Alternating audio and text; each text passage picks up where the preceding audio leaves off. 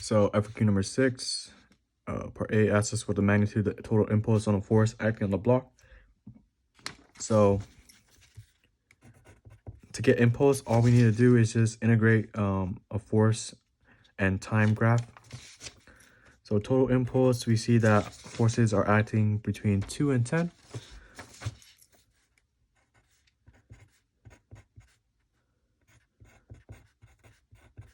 So I'm just gonna look at the area under the lines. Right here, the area is gonna be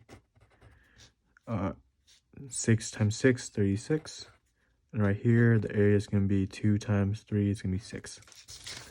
So 36 plus 6, it's gonna be 42 kilograms times meters per second. And that's your impulse. For B, it asks us to determine the block speed at 1.5 seconds. So what I'm going to do is I'm going to find impulse from 0 to 1.5 seconds, f of t dt, and look on the graph. We see that the only a force only acts at the start of 2 seconds. So from 0 to 1.5 seconds, there's no force acting on it. So that's gonna mean the impulse is 0. Since impulse is 0, that means the change in P equals 0. So that means there is no change in V. So V at t equals 1.5 seconds equals V initial, which is they gave us 5 meters per second. That. Part C asks us to determine a block speed at 6 seconds. So once again, we just do impulse from 0 to 6 seconds, ft dt. So the force is acting from 2 to 6. We look at that. It's going to be 4 times 6 is going to be 24. This block is going to be 24. So 24 kilograms times mass per second. So that also means that our change in momentum is Vf minus Vi, like that, right? Because impulse is also change in momentum. So we know that it's 24 kilograms times meters per second. Our mass is going to be 4 kilograms. Vf minus 4 kilograms. V initial, which is 2 meters per second. So basically, I add this value over. That's going to be, VI is 5 meters per second. I'm sorry. There you go. So what I'm going to do is I'm going to add this value over to isolate for Vf. So what it's going to turn out into is this is going to be 20. So it's going to be 44. And I divide by the mass to leave me with Vf, which is going to be 11 meters per second. So the V at 6 seconds is going to be 11 meters per second. Part D asks calculate the net work done on the block between 2 and 8 seconds. So D, I'm going to find impulse again.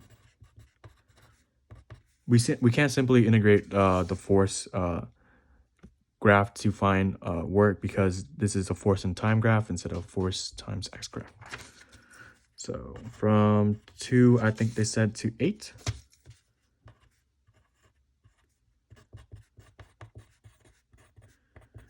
We see 2 to 8, 36. We found out already.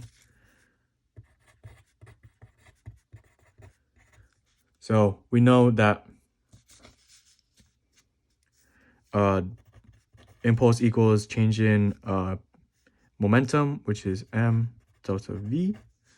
So equals 36 kilograms times meters per second. So 36 kilograms times meters per second equals 4 kilograms times delta v. So that leads us to know that delta V equals 9 meters per second. So from 2 seconds to 8 seconds, the velocity changed 9 meters per second. So we know our V at t equals 2 seconds is 5 meters per second, because it's the same as initial, because no force acted before 2 seconds. So the velocity at 2 seconds is still the same as initial. And then since we know the change is 9, we know that V equals 14 meters per second at 8 seconds. Next, we know that work equals change in KE equals 1/2 mv final squared minus 1/2 mv initial squared. So 1/2 4 kilograms, 14 meters per second squared minus 1/2 4 kilograms, 5 meters per second squared. And then that's going to give you work 342 joules. Part E. Part E asks us to calculate the distance traveled between 8 and 10 seconds. So what I'm going to do is I'm going to find the acceleration between 8 and 10 seconds. So we see that on the interval 8 to 10 seconds, a constant force of 3 newtons is exerted onto the block. So we know that our force is 3 newtons. We know that our mass is 4 kilograms and A. So to isolate for A, we divide 3 by 4, giving us 0.75 meters per second squared, like that. And since we know our A, we can delta X VIT plus 1/2 AT squared. So what we need now is VI. VI is going to be our V at 8 seconds. Delta X, our V at 8 seconds we knew before was 14 meters per second. Over the course of 2 seconds, since we're going from 8 to 10, plug in the acceleration we found, 2 seconds squared. When you plug that into calculator, you give a delta X of 29.5 meters, like that. And then last part, F, graph the position, velocity and acceleration for interval t to 8 and t to 10. So it's gonna be my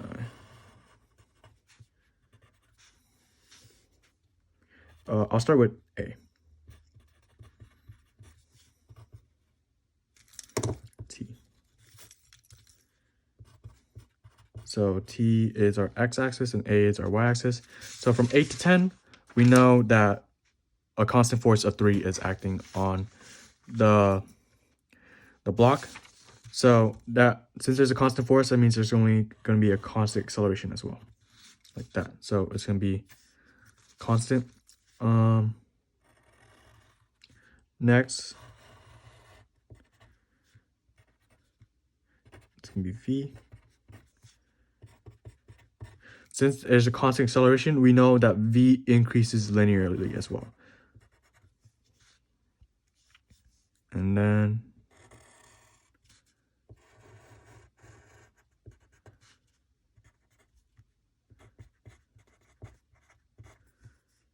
meters, just meters.